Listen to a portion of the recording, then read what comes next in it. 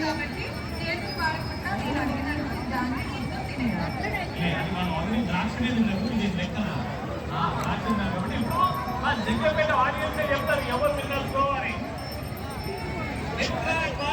ఎంతమంది గట్టిగా ఓడుతుందో వాళ్ళు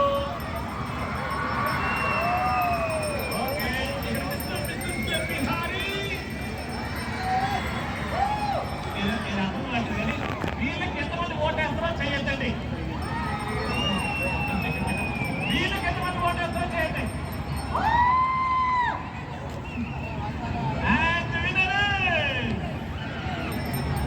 ఇద్దరికి సమానంగా ఓటేశారు జగన్పేట వాళ్ళు. కాబట్టి ఇప్పుడు జగన్పేట వాళ్ళు ఓటేశారు అంటే నిజం ఇలాంటి ఛాన్స్ కొంత హస్బెండ్ అయిపోయాయి ఎంత 20 ఇస్తారు కదా. అందుకే మీరే సరి చేయండి. ఇక్కడ నుంచి రీసెంట్గా మ్యారేజ్ 10 years